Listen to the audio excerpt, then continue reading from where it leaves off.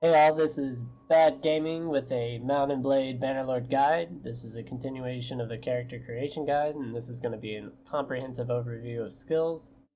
I'm going to go over all the skills and just kind of present what bonuses you're actually getting when you get higher skills. I'm not going to go into traits. That'll be a whole nother video series on theory crafting and builds. It's a whole different kind of thing, and it's not something I want to do for you, so you can have fun with all that. As far as skill bonuses though, I'm gonna start with one-handed weapons. Most of the weapons give similar bonuses, so they're pretty easy to go over. So you're gonna get a one-handed weapon speed increase and a one-handed weapon damage increase as you gain skill levels. So your swing speed is faster and your damage is greater as you're using one-handed weapons and as you get better with using them.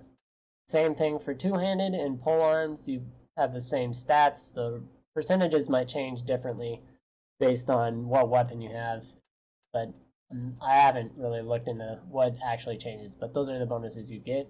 As far as bows get, you get to use better bows. The higher your bow skill, and your bow damage increases, so the raw damage your arrows do. And then on top of that, you get an accuracy bonus, which is the variance when you're shooting. For crossbows, you get that accuracy bonus, and you get a reload speed bonus, which means you have a better firing rate.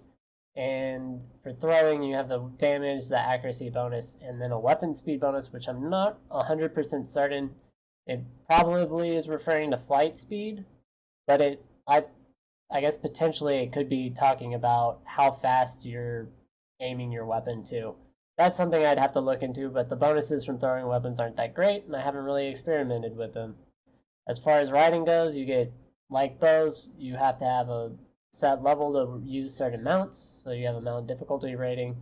You get horse speed bonuses and horse maneuvering bonuses, so you're faster and you can turn better. As far as athletics is, you get a raw movement speed bonus, which is amazing because your damage is based off your movement speed as you're approaching targets, and you can also position yourself for better hits because how you swing and where you hit someone in your swing is how you do more damage or less damage. As far as smithing goes, you can smith up to whatever smithing level you have, but there's some things to that.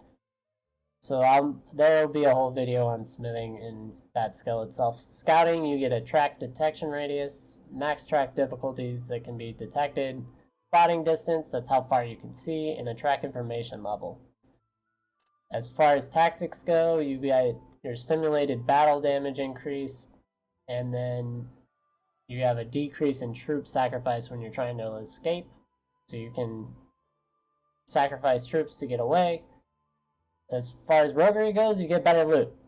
It's pretty good to get that up, but it's not really a priority for me. As far as charm goes, personal relations increase with NPCs. So this makes your dialogue checks easier. It makes pretty much everyone's opinion of you better, so charm's pretty good in that sense.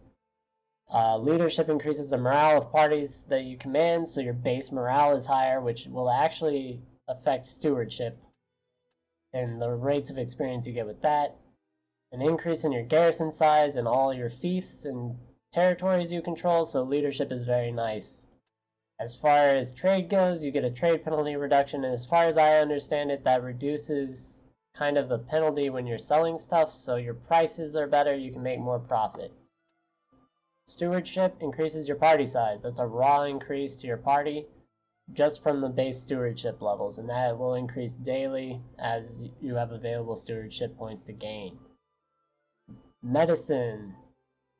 Surgeon is so the medicine traits, you get a casualty survival rate, you get a healing rate increase, and you have it's multiple healing rate increases. So the governor healing rate increases your healing rate in a town or a castle you have, so those garrisons increase in healing.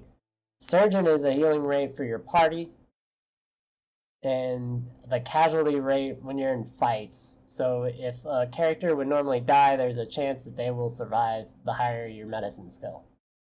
You can also use companions for some of these though, so take note of that. Like engineering, you can build siege engines faster. As a governor, you build your buildings faster in your cities and your castles. And the max difficulty of siege engines that can be built increases as your engineering skill increases. Now I want to go over scouting, stewardship, medicine, and engineering. You can actually have companions take over these skills for your clan. As far as stewardship is concerned though, there are skills in here that only your clan leader can use, some of which are very nice, so it is something I would look at. Anyway, thanks for paying attention if you watch this video, and I will probably start a series on theory crafting and what traits I like to look at within skills. Anyway, enjoy.